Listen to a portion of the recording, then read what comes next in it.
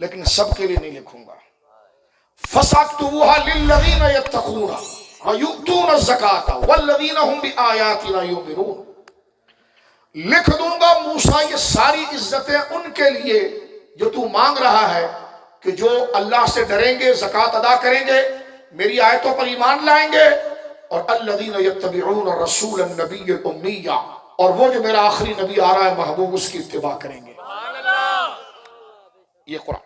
اب یہ جو آیت 156 وہاں ختم ہوئی، اور 157 ایک آیت میں اللہ نے رسول اللہ کے 9 صفات بیان کی.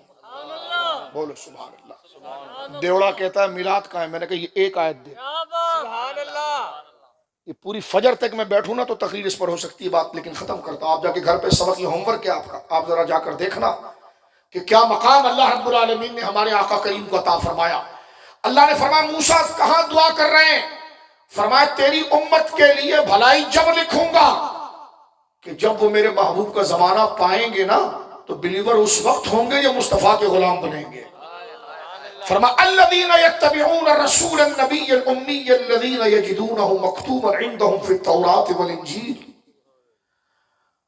انہیں کہہ دے کہ جو تو مانگ رہا نا موسیٰ ان کے لیے، میں ان کو وہ جب دوں گا کہ جب وہ میرا آنے والا محبوب ہے نا جو رسول ہے. بولو سبحان اللہ. الذین یتبعون الرسول، وہ رسول ہے، النبیہ وہ نبی ہے، الامیہ وہ ہے کسی کے آگے اس نے شاگردی نہیں کی، بغیر شاگردگی کے ہم نے اس کے سینے کو علم نشرح والا بنا دیا، علم کے دریا بہا دیے. فرمایا مکتوب عندہم فی التوراۃ والانجیل، اور یہ اس کو بھول نہیں سکتے، ان کے ہاتھ میں جو تورات و انجیل ہے نا میں نے اس میں بھی اس کا ذکر کیا ہے. بولو سبحان اللہ. اور موجودہ جو عہد نامہ قدیم ہے اس میں باب استثناء کے اندر آپ دیکھیے تو باب نمبر 18 اور آیت نمبر 152 سے 159 میں آج بھی موجود ہے. اتنی اس کی تبدیلی کے باوجود بھی کہ وہ خداوند جو میرا خداوند ہے وہ بھیجے گا میرے بھائیوں میں سے ایک کو جو آئے گا، اور رب کہتا ہے کہ وہ خداوند اپنی زبان اپنے اس میں رکھے گا اور وہ اس کے حکم سے بات کرے گا. ایسی کئی آج بھی استثناء میں موجود. وہ 10,000 کا لشکر لے کر وارد ہوگا. تو اللہ نے فرمایا مکتوبا عندہم فی التوراۃ والانجیل، کہہ دے اپنی امت کو، سکھا دے کہ سکہ چلے گا مینا کے لال کا. اگر یہ دنیا آخرت کی بھلائی چاہتے ہیں تو اتباع کرے اس مصطفیٰ کی جو رسول ہیں، جو نبی ہیں، جو امی ہیں، جس کو یہ لکھا ہوا پاتے ہیں تورات و انجیل میں. وَيَأْمُرُهُم بِالْمَعْرُوفِ وَيَنْهَاهُمْ عَنِ الْمُنْكَرِ، جو نیکی کا حکم دے گا اور برائی سے منع کرے گا. اور فرمائے وَيُحِلُّ لَهُمُ الطَّيِّبَاتِ وَيُحَرِّمُ عَلَيْهِمُ الْخَبَائِثَ، وہ پاک چیزوں کو حلال کرے گا. بولو سبحان اللہ. یہ اسنادی نسبت حضور کی طرف ہے. وہ پاک چیزوں کو حلال کرے گا اور ناپاک چیزوں کو حرام کرے گا. اور آگے مشکل کشائی کیا رب نے بیان فرمائی؟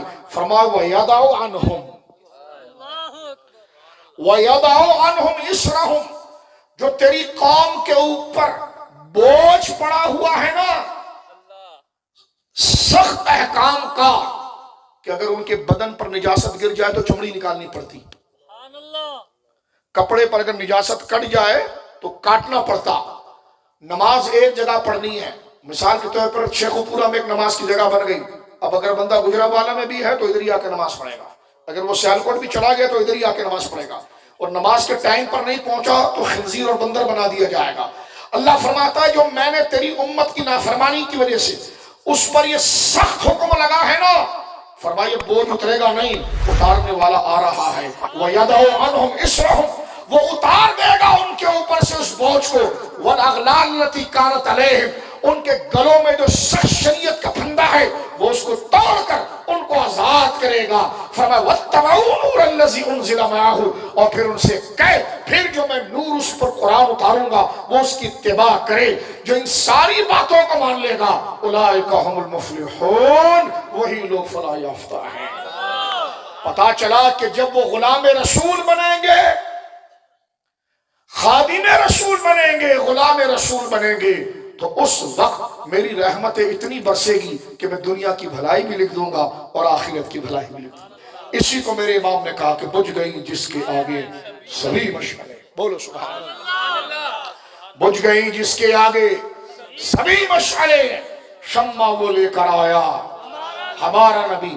جس سارے نبیوں کو جن کے پیچھے چلایا جا رہا ہو، یہ کانا قادیانی کہے کہ میں نبی بن گیا، یہ کتنی بڑی بھانڈ والی بات ہے اور کتنی بڑی بے وقوفانہ بات ہے جو نبی ایسا ہو۔ میں نے کہا دیکھو آخری بات، ستارے ڈوبتے نہیں میرے بچوں، سائنس پڑھتے ہو فزکس پڑھتے ہو آپ، چاند ڈوبتا نہیں، ٹھیک ہے؟ وہ ایک شاہی مولوی کا بھی نیا رکھا ہے نا چاند دیکھنے والا، اس کو نظر نہیں آتا چاند بات میری سمجھ رہے ہیں آپ کچھ؟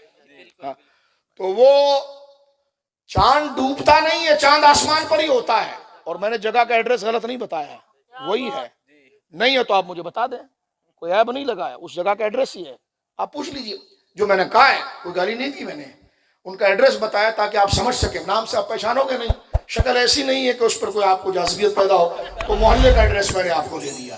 غور کریں ذرا، تو چاند ڈوبتا نہیں، توجہ ہے آپ کی، نہ ستارے ڈوبتے ہیں، وہ ہوتے ہیں، لیکن جب سورج مکمل جوبن پر ہوتا ہے نا تو پھر وہ نظر نہیں آتے، جب سورج غروب ہوتا ہے تو وہ آ جاتے ہیں۔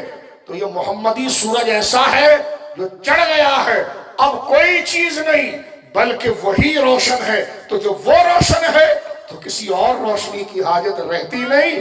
یہی میرے آقا نے، میرے امام نے فرمایا، بجھ گئی جس کے آگے سبھی مشعلیں، شمع وہ لے کر آیا ہمارا نبی۔ کیا خبر کتنے تارے کھلے چھپ گئے، پر نہ ڈوب، آواز آنی چاہیے، پر نہ ڈوبے نہ ڈوبا، اب اس پر بول تاجدار ختم نبوت، تاجدار ختم نبوت، تاجدار ختم نبوت۔ نہ حضور جیسا کوئی ہوا، نہ حضور جیسا کوئی ہوگا۔ اہل سنت کا یہ اجماعی عقیدہ ہے، امتناع نظیر، حضور جیسا دوبارہ نہیں بنایا جائے گا۔ ایسی یکتا ذات، اللہ اکبر، کہ جس کو، یعنی ایسی یکتا ذات حضور جیسا کوئی نہیں بنا جائے گا۔ ایک بھانڈ نے بولا کہ اللہ چاہے تو ایک کن سے کروڑوں محمد بنا دے، معاذ اللہ، قرآن کی کئی آیات کا انکار۔ حضور جیسا دوسرا کون بن سکتا ہے؟ حضور جیسا دوسرا ہونے کے لیے پہلے نبی چاہیے، اس کا نبی ہونا ضروری ہے۔ اگر وہ نبی ہو گیا تو آیت ختم نبوت کا کیا ہوگا؟ تو یہ آیت ختم نبوت کھڑی ہے کہ حضور کی نظیر ممکن نہیں ہے۔ لم یاتی نظیروں کا فی نظر مثلے تو نہ شد پیدا جانا، کوئی حضور جیسا پیدا ہو نہیں سکتا۔ خدا کی صداقت کھڑی ہے امتناع نظیر کے ساتھ۔ اگر حضور کے طرح کسی کو ممکن مانا تو کس میں باری لازم آئے گا، اور صدق